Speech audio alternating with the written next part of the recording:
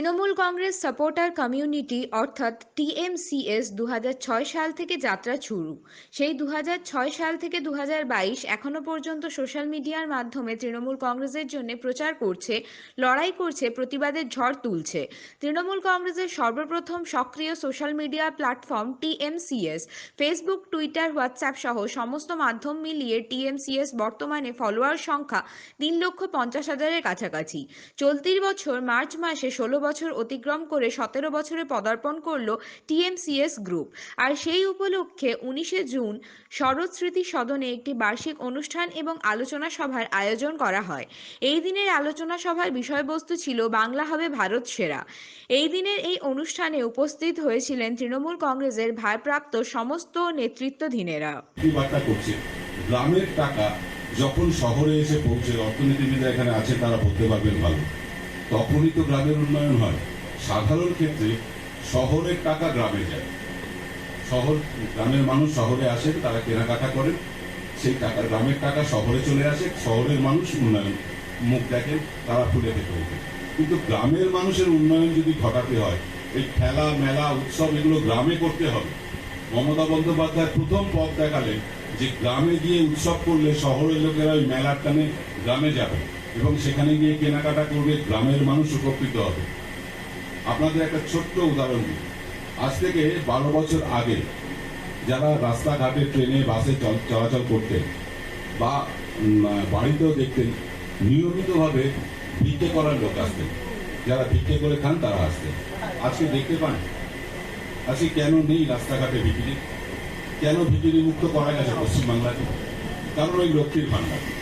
যে মানুষটি ভিক্ষে করে পয়সা রোজগার করবেন তিনি সসম্মানে লক্ষ্মীর ভান্ডারে ৫০০ টাকা পাচ্ছেন। জাতীয়তাবাদী মতবাদকে, তৃণমূল কংগ্রেসের কথাকে ছড়িয়ে দেওয়ার শপথ নিয়েছিল এই টিএমসিএস গ্রুপটি। আমরা বিভিন্ন জুলাই থেকে হোক বা বিভিন্ন কর্মসূচিতে হোক, আমরা সংঘবদ্ধভাবে ব্যানার নিয়ে আমরা বিভিন্ন রাজপথে যে কোনো টিএমসিএস এর ব্যানারটিকে আমরা বুকে আগলে রেখেছি এবং আজও রাখি এবং আগামী দিনও আমরা এই ব্যানারটিকে সাথে নিয়ে আমরা এগোবো। এই টিএমসিএস এর পর সোশ্যাল প্রচারের মাধ্যমে বহু গ্রুপ আরো তৈরি হয়েছে, তারাও তাদের মতন করে নিজের মতন করে প্রচার করছে। কিন্তু টিএমসিএস একটি নিজস্বতা রেখে, নিজস্ব সক্রিয়তা রেখে তাদের মমতা বন্দ্যোপাধ্যায়ের উন্নয়নের যাত্রাপথে তার কথা আমরা তুলে ধরার চেষ্টা করছি। আজকে অত্যন্ত আনন্দের সঙ্গে জানাতে চাই যে আজকে দক্ষিণ কলকাতার বুকে আমরা যখন এই অনুষ্ঠানটা করছি, তখন বসিরহাট থেকেও যখন আমাদের সহকর্মীরা এখানে এসছেন, দেগঙ্গা থেকেও যেমন আমাদের সহকর্মীরা এসছেন, আমি দেখছিলাম রেজিস্ট্রেশনের খাতায় কলকাতার প্রতিটি বিধানসভা কেন্দ্র থেকে আমাদের প্রতিনিধিরা কিন্তু আজকের এই অনুষ্ঠানে এসেছেন। আমার মনে হয় টিএমসিএস কে তিলে তিলে বড় করার এটাই এখনো আমাদের আরো অনেক দূর আমাদের যেতে হবে। এটাই তার যাত্রাপথের মধ্য গগনে হয়তো আমরা দাঁড়িয়ে আছি। তার কারণ আজকে যে শীর্ষককে রেখে আমরা আজকের এই অনুষ্ঠান করছি, বাংলা হবে ভারত সেরা। আজকে এই মঞ্চে অনেক গুণী মানী ব্যক্তিরা আসবেন, বিধায়ক আসবেন, কয়েকজন বিধায়ক আসবেন, আমাদের মাঝে পৌরমাতা বা বিভিন্ন পদাধিকারী অনেকেই আসবেন। কিন্তু টিএমসিএস মনে করে যে সমস্ত সৈনিকরা আজকে কেউ মেদিনীপুর, কেউ বাঁকুড়া, কেউ পুরুলিয়া, কেউ বীরভূম আজকে সকালবেলা এসে নেমেছেন, আজকের এই অনুষ্ঠানটা অ্যাটেন্ড করবে বলে এসছেন, নিজের পকেটের পয়সা খরচ করে এসছেন, কিছু পাওয়ার আশায় আসেননি, কিছু দেওয়ার আশায় এসছেন এবং কিছু শিখে এখান থেকে যাবেন। তাদের পাড়ায়, তাদের গ্রামে, তাদের মহল্লায় পাড়ার চায়ের দোকানে তুফান তুলে এমন কিছু কথা বলবেন যেগুলো হয়তো আমরা দেখি কিন্তু স্ক্রল করে অন্য পয়েন্টে আমরা চলে যাই। সেই কথাগুলো আরো সংঘবদ্ধভাবে টিএমসিএস এর প্রতিনিধি হিসেবে অটোয় আমাদের পাশে আমাদের সহযাত্রীকে আমরা বলবো, আমরা আমাদের পাড়ার চায়ের দোকানে যখন আমরা আজকে সকলে এখানে একত্রিত হয়েছি।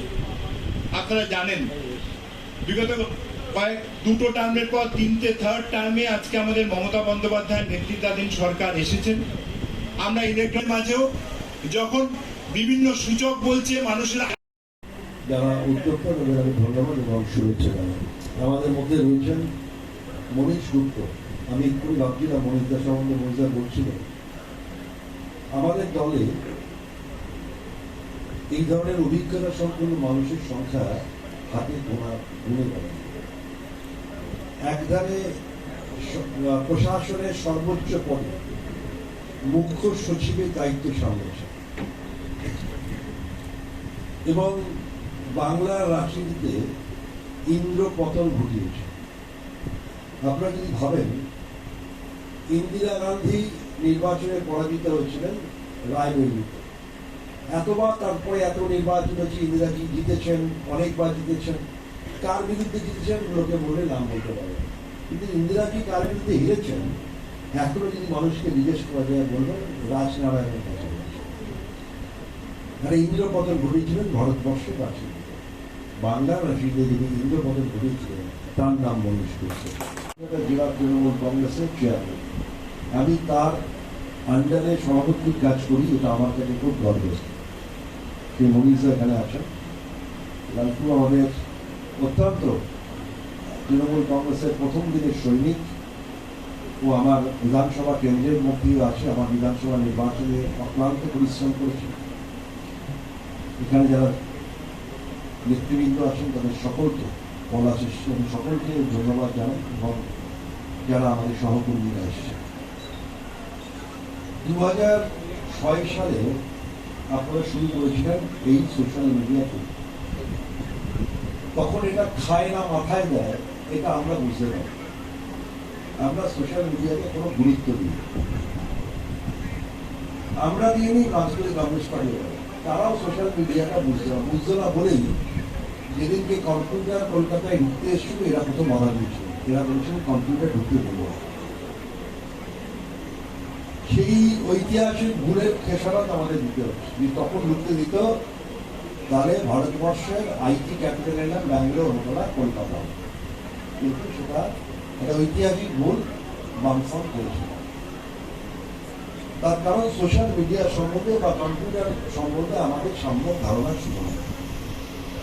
আপনাদের ধন্যবাদ এবং কৃতজ্ঞতা জানাই, আপনাদের সেই দূরদর্শিতা ছিল। আপনার 2006 সালে বুঝতে পেরেছিলেন যে এটা একটা প্ল্যাটফর্ম, যে প্ল্যাটফর্মটাকে কাজে লাগানো দরকার। আমরা এটা কবে বুঝলাম? 2014 সালের নির্বাচনে আমি আমার কেন্দ্রের দক্ষিণ কলকাতায় দেখছি, আমার নিজের ওয়ার্ড যেখানে আমি আজকেও 22 বছর পৌর প্রতিনিধি, আমি দেখছি যে আমার ওয়ার্ডে আমি পরাজিত হয়ে যাচ্ছি, কম ভোটে দিচ্ছি। কারণ কয়েকদিন আগে নির্বাচনে অনেক বেশি ভোটে দিয়েছিলাম, এত কমে গেল কেন? আমাদের যারা জিতেছেন আমাদের বিরুদ্ধে বা বেশি ভোট পেয়েছেন তারা অধিকাংশ জায়গায় তাদের বুথে এজেন্ট নেই, ভোটার স্লিপ পৌঁছয়নি, প্রচার হয়নি, পোস্টার নেই, ব্যানার নেই, তাহলে কি করে দিচ্ছেন তারা? আমরা তখন দেখলাম যে সোশ্যাল মিডিয়া বলে একটা প্ল্যাটফর্ম আছে, যে প্ল্যাটফর্মটা আমাদের অবচরে তারা ব্যবহার করেছেন, তার সুফলটা ঘরে তুলেছেন। আমরা করতে পারিনি, আমরা পিছিয়ে দিচ্ছি। ভারতবর্ষের রাজনীতির তথ্য প্রযুক্তি ব্যবহার করে মিথ্যা তথ্য সরবরাহ করে যে দলটা ক্ষমতায় আছেন তার নাম ভারতীয় জনতা পার্টি। ওদের দেখবে, ওদের পশ্চিমবাংলার দায়িত্বে আছেন একজন অমিত মালব্য বলে একজন ভদ্র, তিনি আইটি করেন। আমাদের দলে 2014 আগে কে আইটি করতে কেউ জানতেন না, যে আমাদের ইনফরমেশন টেকনোলজি বা সোশ্যাল মিডিয়াতে কি কাজ করে কেউ জানতো না। মনীষা বললেন হোয়াটসঅ্যাপ, ফেসবুক, ইনস্টাগ্রাম, বিভিন্ন সোশ্যাল মিডিয়া প্ল্যাটফর্মে আস্তে আস্তে আস্তে আস্তে আমাদের উপস্থিতি আমরা তৈরি করতে পেরেছি। শুধু 2014 পরে, কিন্তু আপনারা 2006 সাল থেকে এর গুরুত্ব দিয়েছেন এবং সোশ্যাল মিডিয়াতে আপনারা আস্তে আস্তে দলের আপনাদের মধ্যে দিয়ে দল তার প্রেজেন্সকে রাখতে পেরেছে। সমস্ত কর্মীদের বসে যেতে হবে, কারণ তাকে না জানিয়ে বীরভূমে কমিটি তৈরি করা হচ্ছে। বিজেপিতে অস্বস্তি বাড়ছে পঞ্চায়েতের, আপনাদের অ্যাডভান্টেজ কি?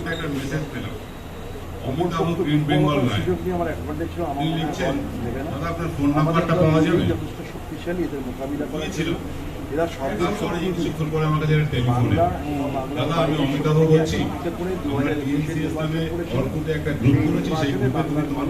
সুস্পষ্ট রায় দিয়েছে। পঞ্চায়েতের রায় কি হতে পারে, বিশেষজ্ঞ হওয়ার অথবা জ্যোতিষ হওয়ার আমরা এখনই জানি আগামী দিনে পঞ্চায়েতের ফলাফল দুধকুমার মল্লিকরা বুঝতে পারছেন এই দলটা আজকে মানুষের দল, মানুষের জন্য কাজ করতে হলে এই দলের কাজ করতে হবে। একটা লাস্ট প্রশ্ন রাখবো, সেটা হচ্ছে যে আপনি জানেন গতকাল খড়দাতে সৌগত রায় বলেছেন এত টাকা কোথা থেকে পেলো তৃণমূল ছাত্র পরিষদ থেকে অনুষ্ঠান করার জন্য এই টাকা আমার মনে হয় সৌগত রায় দলের খুব সিনিয়র লোক, তিনি যখন বলেছেন বলতে জেনে বলা উচিত তো মানুষের কাছে ভাষ্য করা ঠিক হবে। এবার সোশ্যাল মিডিয়ার প্রোগ্রাম কতটা পিছিয়ে আছে তৃণমূল বিজেপির থেকে কি বলবেন? বক্তব্য দিতে দেয়নি আপনি না, সোশ্যাল মিডিয়াতে দেখুন, আমরা বারবার বলছি সোশ্যাল মিডিয়াতে সেই সময় তো জনগণই যেভাবে 2014 সালে সিলেক্টেড করেছিল আমরা সেটা বুঝতে পারি। সবার হাতে কিন্তু আমি এটা ঠিক আজকে ওরাও যদি একই লড়াই করে তো টিএমসি 17 বছর যুদ্ধে সোশ্যাল মিডিয়া আজকের বর্ষপূর্তিতে কি বলবো? হ্যাঁ, এটা তো খুব ভালো একটা পদক্ষেপ। 17 বছর ধরে এই তৃণমূল সাপোর্টার্স, তৃণমূল কংগ্রেস সাপোর্টার্স গ্রুপটা তারা কাজ করে যাচ্ছে। বিভিন্ন সোশ্যাল মিডিয়ায় তারা তৃণমূলের খবর, মমতা ব্যানার্জির খবর, অভিষেক ব্যানার্জির খবর তারা পৌঁছে দিচ্ছে। এটা খুব ভালো প্রকল্প এবং আর 1 বছর বাদেই তারা 18 বছর হয়ে যাবে, সাবালক হয়ে যাবে।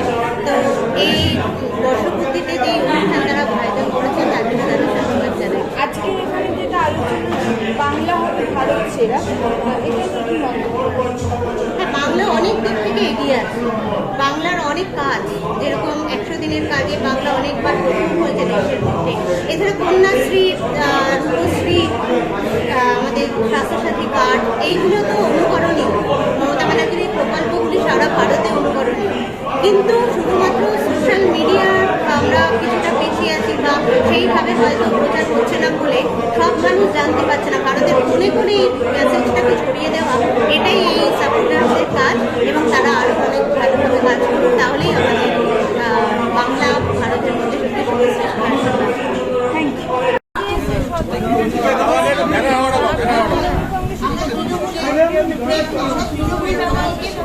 এই সংগঠনটার জন্মলগ্ন থেকে, প্রতিষ্ঠা লগ্ন থেকে আমি রয়েছি।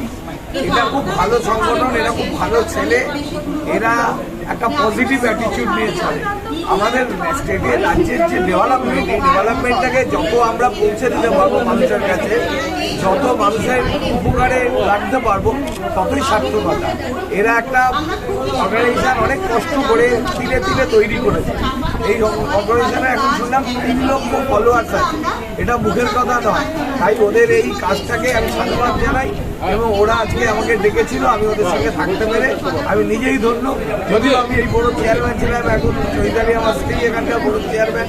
এটা আমাদের অফিস, এখানে আমার যাতায়াত আছে নিয়মিত, কিন্তু এদের এইখানে অনুষ্ঠানটা বেছে নেওয়ার জন্য এদের ধন্যবাদ জানাই। আর এত যে সবাই এসছে তাদেরকে আমার তরফ থেকে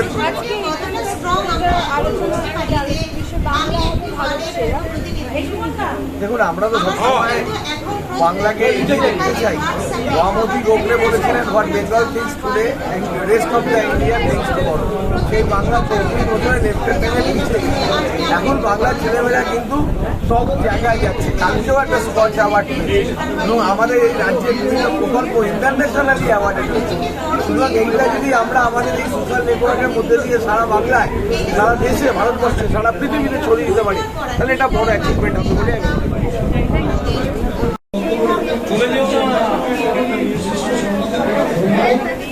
আমি মনে করি।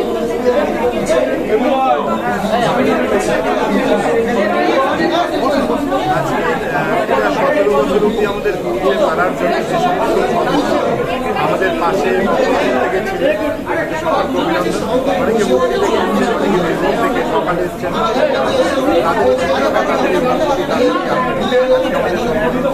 তিন লাখেরও বেশি আগামী দিন অনেক কঠিন লড়াই সেই দিকে তাকে আরো সংবদ্ধভাবে আমাদের লড়াই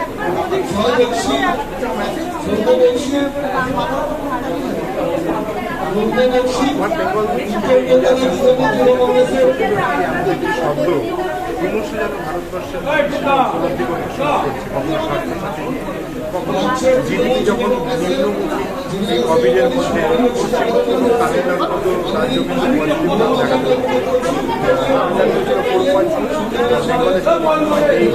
এই ঘটনাগুলো একটা দিশা দিচ্ছে যে আগামী দিন বাংলার নেতৃত্বে ভারতবর্ষ এভাবে সারা ভারতবর্ষের সমস্ত গোটা রাজ্যের মানুষের কাছে আপনারা সব